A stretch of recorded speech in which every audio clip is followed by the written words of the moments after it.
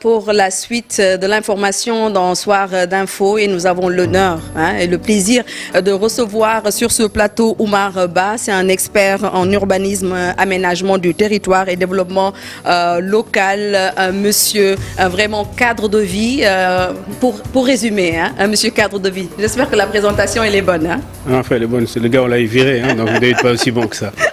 Merci Omar d'être venu. Merci beaucoup Diana. Alors, on va parler aménagement, on va parler urbanisme, parce qu'avec tout ce qui se passe, ces opérations de déguerpissement depuis hier à Thiès, à Grand-Yoff, aux parcelles, aujourd'hui, qu'est-ce qui se passe dans ce pays-là en termes d'aménagement? Apparemment, le problème persiste. Effectivement, et puis c'est un réel problème malheureusement. Je reprends un préfet de Kaolack. Il faisait une belle image, il disait que dañuy def lu metti waaye duñ def lu ñaaw. Donc j'espère bien qu'on peut faire du mal, on peut faire mal, mais on ne va pas faire du mal. C'est une petite subtilité, effectivement la ville appartient à tout le monde. Et il n'est pas normal que dans certains endroits, effectivement, qu'on trouve tous ces problèmes-là. Cela dit, sont des responsabilités partagées. On aurait pu s'en passer, on aurait pu ne pas en arriver là. Et ça aussi, il faudra le reconnaître. Bon, j'ai la chance, en tout cas pour le moment, de ne pas travailler pour l'État, donc j'ai cette liberté-là de ton. L'État a souvent été absent. Oui. Absent par négligence. Parce que justement, quand quelqu'un vient s'installer sur une zone sur laquelle il n'a pas le droit de s'installer, c'est parce que ça a été fait souvent avec la négligence de l'État. L'État, il faut l'entendre au sens large du terme, c'est-à-dire l'État central comme l'État décentralisé, c'est-à-dire la collectivité territoriale. Donc, voilà. Et parfois même, il y a un effet même pervers, justement, quand quelqu'un est là dans l'illégalité, vous venez prélever des impôts ou des taxes ou des patentes, forcément c'est une manière aussi de le justifier ou en tout cas de le légaliser dans son droit. Et c'est effectivement, il faudra faire preuve de beaucoup plus d'inventivité, beaucoup plus aussi de fermeté dans l'application de la loi, parce que la loi est là pour tout le monde, et aussi beaucoup preuve de pédagogie aussi, de communication. Parce qu'à un moment aussi, ce ne sont pas des Sénégalais qui s'opposent à d'autres Sénégalais. Tout le monde a droit d'exercer un métier ou une activité. Encore faudrait-il que ces activités puissent être organisées dans les meilleures manières. Mais justement, chaque année, presque, on assiste à des déguerpissements tous azimuts, que ce soit à Dakar ou dans les régions. Est-ce qu'il existe aujourd'hui un cadre qui réglemente tout ça? Effectivement, quand j'étais au ministère de l'Urbanisme, j'appelais ça le mythe de Sisyphe. C'est toujours cet éternel recommencement. Oui. Effectivement, les opérations, après, effectivement, les gens étaient interpellés sur le suivi. C'était un gros problème. Je me battais en disant que c'était pas normal. Mais tout revient, on est quoi, vendredi? Oui. Que tout part de l'intention. Il faudrait vraiment que l'intention soit vraiment bonne et qu'elle soit ferme aussi. Ce ne sont pas forcément des opérations spectaculaires qu'on fait de temps en temps, mais pouvoir imaginer la ville. Je suis géographe de formation. Normalement, nous sommes censés réunir notre truc de travail, c'est l'espace. Oui. Mais je réfléchis de plus en plus sur les temporalités, sur le temps. Faire la ville, c'est projeter la ville sur 10, 15, 20, 25 ans. Le directeur d'urbanisme. 35 ans. Oui. Ouais, mais par contre, si on met 9 ans ou bien si on met 8 ans à imaginer le plan, il devient obsolète avant d'être même appliqué. Et quand on l'applique aussi, il faudrait que les gens qui sont en charge de son application en aient une bonne conscience et aussi les capacités de pouvoir les appliquer. Je donne juste un exemple. J'en discutais avec une nièce avant-hier. Vous prenez un quartier comme Ouest Foire. Imaginez le nombre de personnes qu'il y a. Il n'y a pas d'école publique à Ouest Foire. Il n'y a pas de marché à Ouest Foire. Il n'y a rien de tout ça. Mais vous connaissez le problème, Omar, c'est parce qu'aujourd'hui, on met la charrue avant les bœufs. Je suis tout à fait d'accord. On ne planifie pas les villes. Je suis tout à fait d'accord. On installe d'abord les villes avant de penser planification. Je suis tout à fait d'accord. Oui. Et là, il est heureux que dans le nouveau gouvernement, qu'on puisse mettre l'aménagement du territoire et l'urbanisme dans le même ministère et les collectivités territoriales. Oui. Je pense qu'il y a une cohérence vraiment qu'il faudra saluer là-dessus. Si vous prenez le cas de la France, par exemple, ce qu'on appelle les villes nouvelles qu'on a créées dans les années 70 ont été créées grâce aux impulsions ou aux dynamiques qui ont été dessinées par la DATAR, donc la délégation qui s'occupait de l'aménagement du territoire et de l'attractivité des régions. Et c'est important qu'il y ait ce méga plan-là, justement, pour voir imaginer la ville actuellement et surtout se projeter. Je réfléchissais tout à l'heure parce qu'il faut bien que je prépare mon papier sur le métier d'urbaniste. Oui. Il est forcément un peu anthropologue à un moment aussi. C'est même notre ville, notre rapport à la ville ou à l'espace. Nous avons une ville ville africaine qui a des spécificités africaines. Nous avons des daïra, nous avons des ngente, nous avons des ASC, nous avons, comme dit Kizerbo, nous sommes une société transactionnelle. Donc ces gens-là, on doit avoir aussi la possibilité, c'est dommage que les Occidentaux aménagent de plus en plus ce qu'on appelle des tiers-lieux. Ces lieux de rencontre et ces lieux d'interactivité, est-ce que nous donnons de la place maintenant. Voilà. Et récemment, j'ai dit il y a quelques années, un peu plus d'une décennie, que dans ville il y a vie. Des gens, il ne s'agit pas seulement de mettre des logements les uns à côté des autres, mais il faudrait mettre tout ce qu'on appelle les aménités urbaines. Voilà, toutes les fonctions de la ville. Une ville a une fonction récréative, on doit pouvoir se récréer, on doit pouvoir faire du sport, on doit pouvoir marcher, on doit pouvoir commercer, on doit pouvoir se reposer. Et toutes ces fonctions-là doivent être réunies dans le cadre de la création de la ville. C'est justement ce qu'on appelle un cadre de vie approprié donc pour tout aménagement. Parce que je pense qu'aujourd'hui, vous l'avez dit, hein, les responsabilités sont partagées. C'est vrai que le gouvernement a sa part de responsabilité, mais et nous, Sénégalais? Parce que je pense que aussi cette, entre guillemets, indiscipline que font montre généralement certains citoyens, peut-être crée ces genres de situations-là. Et c'est très important ce que vous dites, effectivement, et c'est très intéressant. Il y a quelques années, Enda, le docteur Chergué, ils avaient fait une étude sur le rapport que les gens avaient avec la ville. Effectivement, il n'y a pas d'ownership. Il n'y a pas d'appropriation de la ville, en tout cas concernant Dakar, parce que Denis Dourouar. Donc quand je viens, c'est juste un espace de travail. Quand j'ai fini de faire ce que je vais, je m'en vais parce que je n'estime pas habiter là. Oui. Donc il faudrait aussi que les gens puissent s'approprier cela. Ça demande aussi un travail. Il y a plusieurs méthodes de la part de l'État aussi d'amener les gens, comme j'ai dit, la dimension anthropologique de la chose. C'est très important. La personne qui habite Touba, ou le Talib El Layen qui habite à Cambérène, un rapport au territoire assez particulier. Il faudrait justement que nous, tous citoyens, puissions avoir ce même rapport-là à notre propre territoire, parce que c'est le territoire notre propre, le mien, le nôtre, celui de nos ancêtres et celui que nous transmettrons à nos enfants. Donc effectivement, il y a cette responsabilité individuelle et collective. J'ai eu la chance, il y a quelques années, de conduire une réunion à Diamniadio, où je citais un poète turc qui disait si je ne brûle pas, si tu ne brûles pas, si nous ne brûlons pas, comment les ténèbres pouvaient-elles devenir clarté? Voilà, il y va de la responsabilité de chacun d'entre nous de participer à l'amélioration de notre cadre de vie. Et cette phrase, l'adage qui dit que donc aujourd'hui la réalité a horreur du vide. Tout à fait. Si j'ai bien dit, mais vous comprenez un peu l'esprit. Si aujourd'hui on déguerpit, donc des lieux. Je prends l'exemple de l'ancienne piste. Aujourd'hui, l'ancienne piste a été déguerpie. C'était vraiment difficile, c'était vraiment dur. Et jusqu'à maintenant, il n'y a pas d'aménagement, il n'y a rien. Et est-ce qu'après, les anciens occupants ne vont pas revenir pour occuper? On a vu l'exemple du rond-point Sandaga. On avait déguerpi un moment tous les marchands ambulants. On les avait casés quelque part. Mais aujourd'hui, voilà. Qu'est-ce qui se passe? Je vais même rajouter au tableau, oui. Il y a pire encore, il y a le stade. Oui. Nous y avons dépensé des dizaines de millions pour avoir le résultat qu'on a eu. Effectivement, quand on passe là, c'est une grosse honte. Avec et justement, et j'en reviens à mon histoire de volonté, de volition, de velléité.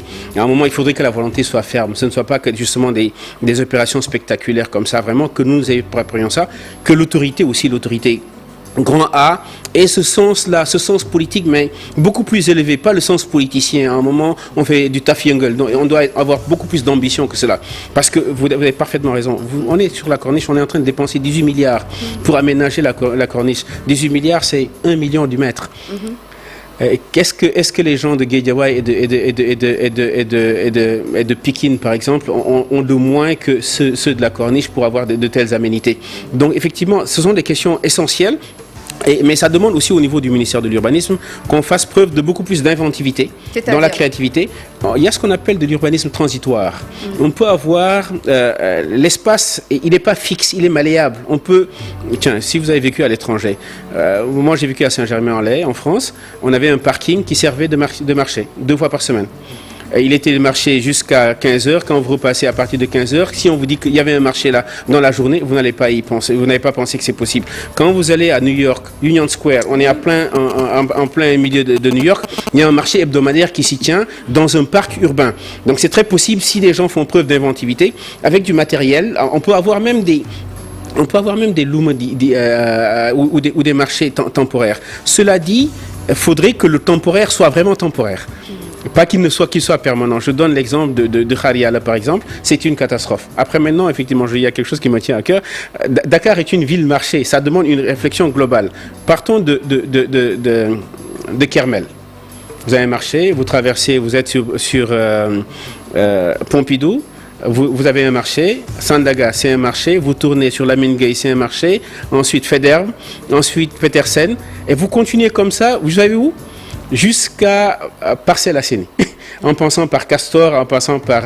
si vous prenez l'autre axe, vous allez quasiment jusqu'à l'université. C'est un marché sans discontinuité. Donc c'est un problème réel. Ça interpelle le ministère du Commerce, ça interpelle le ministère aussi en charge du transport, parce que la dernière fois, je me suis amusé à compter le nombre de personnes, de vendeurs ambulants sur une file. J'allais en ville vers l'ancien, ce qu'on appelle le garage des pompiers. J'ai compté plus de 70 personnes. Oui. C'est un problème réel. Donc, qui n'est pas seulement un problème d'aménagement du territoire, mais aussi c'est un problème d'accès à l'emploi.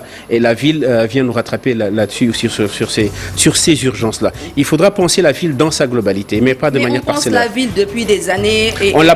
J'avoue qu'on ne la pense pas. Oui, en fait, quand je dis qu'on pense la ville depuis des années, c'est que des forums ont été organisés, des rencontres ont été organisées, mais voilà, il n'y a pas eu véritablement de suivi, il n'y a pas eu ce petit quelque chose aujourd'hui qui va nous permettre de dire oui, voilà, ça a été aménagé. Même en termes de VRD, que ce soit l'eau, l'électricité, donc la voirie, on peine d'ailleurs à mettre ça dans des quartiers. Donc il faut que le problème soit réglé. Tout à fait, je suis tout à fait d'accord. Vous prêchez un convaincu. Oui. Hein. Donc c'est quoi la solution maintenant?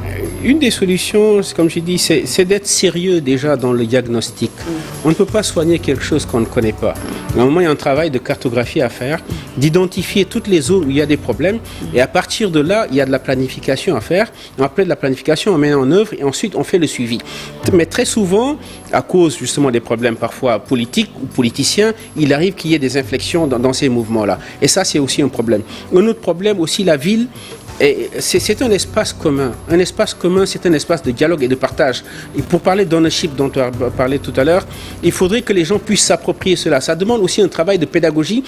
On peut faire des ateliers d'urbanisme même à l'échelle même du quartier. Oui. On peut faire des ateliers d'urbanisme à l'échelle du quartier. Il suffit juste de rassembler les populations et de leur dire, cet espace-là, qu'est-ce qu'on en fait? Après, il y a un engagement de chacun pour voir est-ce qu'on va y planter des arbres. Quand on va y planter des arbres, est-ce que qui va entretenir les arbres, avec quels moyens, etc. Je crois beaucoup aussi à la théorie des cercles concentriques. Faisons des petites choses aussi. Au lieu de penser, effectivement, il faut penser la ville dans sa globalité, mais en même temps, il faut aussi agir sur le local. Et parfois, les solutions sont très, très locales. C'est parfois à l'échelle du quartier qu'on peut développer des petites choses. Et aujourd'hui, vous avez dirigé donc la direction du cadre de vie. Est-ce qu'aujourd'hui, on peut prétendre dans quelques mois, dans quelques années, avoir un meilleur cadre de vie à Dakar et partout au Sénégal? Il faut l'espérer. Effectivement, comme j'ai dit. Alors, il faut l'espérer et surtout souhaiter aux nouvelles autorités d'avoir vraiment les moyens de leurs ambitions et d'avoir aussi les hommes qu'il faut. Je donne juste un exemple. En 2007, je venais d'arriver comme conseiller spécial à la présidence. Je vais faire le tour des services pour m'imprégner, pour les connaître. Je vais à la direction de l'urbanisme. Ce n'était pas une direction générale à l'époque. Il y avait 5 architectes. Le plus jeune avait 55 ans. C'est un réel problème. Actuellement, je ne pense même pas qu'on ait 5 architectes à l'échelle nationale. Au niveau du ministère, ça sont des problèmes. Il y a un problème de capacitation aussi. Il y a quelques jeunes qui sont excellents. Après, comme j'ai dit encore, c'est ce côté concerté de la ville. C'est très important. Dakar, il y a beaucoup de ce qu'on appelle des césures urbaines. Des autoroutes urbaines. Quand on prenait la VDN, elle casse la ville. Elle casse les deux parties de Sacré-Cœur 3. Entre Ouest-Foire et Nord-Foire, normalement, c'est le même quartier. Et pourtant, on en fait 2 quartiers parce que tout simplement, il y a une autoroute qui passe à côté. Donc tout ça, ça veut dire que quand des gens font la ville, ce sont tous ces acteurs-là, ils voient, et c'est heureux d'ailleurs, j'ai lu le décret qui fixe les attributions du ministère. Effectivement, et parfois, très souvent, c'est en collaboration avec tel ministère. Voilà, donc c'est important aussi que ce travail-là puisse être fait au niveau interministériel. Vous avez parlé tout de suite donc des architectes. Est-ce qu'il y a assez de corps de contrôle aujourd'hui pour un peu mettre, disons, l'ordre dans tout ce qui est occupation illégale? Bon, il y a la DESCOS qui fait quand même un travail, mais qui est débordé. Et effectivement, avant de planter de nouveaux arbres, déjà arrosons ce qu'il y a. Renforçons le service d'hygiène. C'est un service qui a des prérogatives très fortes sur l'occupation de l'espace. Savez-vous, par exemple, que, je sais pas, vous mettez des gravats devant chez vous, normalement, c'est 200 000 francs d'amende, quoi. Oui. Voilà, donc, comme j'ai dit, on peut régler ces problèmes-là, mais à supposer que ces gens puissent être capacités. Quand vous allez au ministère de l'Urbanisme, il y a la direction, il y a l'IGB, l'inspecteur général du bâtiment. Effectivement, c'est des gens qui méritent d'être capacités, d'être renforcés. Parfois, ils n'ont même pas de véhicule pour se déplacer. Ça aussi, il faudra y mettre les moyens. Et surtout, travailler aussi à la cohérence, parce que entre la DESCOS et l'IGB, je pense aussi qu'il y a des regroupements à faire. Il y a une jonction à faire. Il y a une jonction à faire parce que ça reste juste de l'occupation de l'espace. C'est ça. En matière de contrôle aussi, il y a plein de choses à faire. Effectivement, il y a des convergences à faire. Et tant mieux d'ailleurs, comme j'ai dit, en termes d'aide, que la direction, que l'aménagement du territoire soit dans le même ministère. Ça leur permettra de les aider pour tout ce qui est cartographie et connaissance de l'occupation du sol. C'est très important aussi. Et le code de l'urbanisme qui a été revisité et vraiment renforcé. Donc, je rappelle que la loi n'a pas encore été promulguée. Est-ce que donc ça peut aider également à gérer certains problèmes de la ville? Oui, et une des bonnes choses, parce que j'étais pas là, mais je sais que la partie réglementaire est en train d'être rédigée. Oui. Et je sais qu'en interne, ils avaient un débat, par exemple, pour la largeur des rues, en disant, il y a des gens qui étaient pour 10 mètres et d'autres qui étaient pour 12 mètres. Et quand j'en ai discuté avec un des agents de là-bas, j'ai dit, mais boy, 12 mètres, c'est pas assez ambitieux. Il me dit quoi? J'ai dit, mais faites 15 mètres. Pourquoi? Et là, je vais peut-être m'arrêter là. Il y a, comme j'ai dit encore, ça structure la ville. Quand vous dessinez la ville, la morphologie urbaine, vous la changez pas. La trame urbaine, vous la changez pas. Le parcellaire, ça vous contraint. Quand vous avez des parcelles de 150 mètres carrés, vous n'avez pas la même facilité que quand vous avez 500 mètres carrés ou 300 mètres carrés. Quand vous avez des rues de 6 mètres carrés, de 6 mètres ou 8 mètres, vous n'avez pas un rayon de braquage assez suffisant pour pouvoir mettre une voiture dans un garage. Maintenant, pour dessiner un parking, j'appelle ça un trottoir. Ça s'appelle un trottoir. Donc, c'est censé être pour les piétons, n'est-ce pas? Et pas pour les voitures. On n'y gare pas les voitures. Normalement, les voitures sont censées se garer sur la chaussée. Maintenant, si vous prenez ce qu'on appelle la partie privative, quand le gars a envie de mettre ses pots de fleurs ou son arbre devant chez lui, il doit avoir au moins 1,15 m, n'est-ce pas? Ensuite, vous prenez la partie piétonne. 2 personnes à mobilité réduite doivent pouvoir se croiser. Donc, vous avez au moins 1,50 m ou bien une poussette. Ensuite, vous avez encore 1,50 m pour la partie technique. C'est là où on met les poteaux, les lampadaires, etc. Donc, vous avez déjà 4,50 m là. De l'autre côté, vous avez déjà 9 mètres. 9 mètres, en même temps, il faudrait que les voitures puissent passer. Donc, 12 mètres, c'est pas assez. Il faut faire 15. Mais c'est déjà une avancée parce que vous avez dans certains quartiers, je m'amuse à compter parfois la largeur de la rue, on est à peine 6 mètres ou 8 mètres, c'est pas assez. En tout cas, beaucoup de problèmes de construction, beaucoup de problèmes d'urbanisme. De toute façon, on aura l'occasion d'en reparler très prochainement. Oui, c'est pour ça que la ville est intéressante, justement, parce que ce sont des problèmes, mais ces problèmes-là doivent nous stimuler. Rien n'a été donné, tout a été fait, et il faut toujours imaginer des solutions nouvelles, être disruptif dans la manière de créer la ville. Comme j'ai dit, on peut faire imaginer, tiens, c'est le dernier, j'ai fait une proposition. Allez-y. Prenez, là où on fait le défilé, là, Place de l'Indépendance, comment ça s'appelle? Centenaire. Centenaire, on piétonise Centenaire une fois le premier samedi du mois. Là, on peut installer des marchands, des gens peuvent se promener, on peut jouer à la pétanque, etc. en pleine rue parce que nous sommes devant cette société-là. On peut, pourquoi pas même, organiser des matchs de basket, le temps juste sur des installations provisoires, et ça permet aux gens justement de se connecter. Moi, j'imagine des gens pouvoir faire du sport ou du yoga sur la place de l'Indépendance. On doit pouvoir utiliser le parking du Grand Théâtre pour en faire un daïra géant, une khadra géant, un truc comme ça. Voilà, il faut pouvoir imaginer la ville, créer des choses, l'imaginer, peindre la ville, dessiner la ville, que des gens puissent sortir, que des gens puissent s'exprimer, parce que tout se fait malheureusement dans la ville, parce que c'est la ville qui est productrice de richesse beaucoup plus que, et même de culture de manière générale. En tout cas, merci beaucoup Oumar Ba. Vraiment, l'entretien a été fructueux et très intéressant. Merci beaucoup. Je rappelle que Oumar Ba est expert en urbanisme, aménagement du territoire et développement local. Merci de nous avoir suivis. Rendez-vous demain, Inch'Allah, à partir de 19h pour l'actualité. Merci à toute l'équipe derrière qui nous a aidés pour la partie technique. On vous souhaite de passer une excellente soirée avec le groupe Futur Média.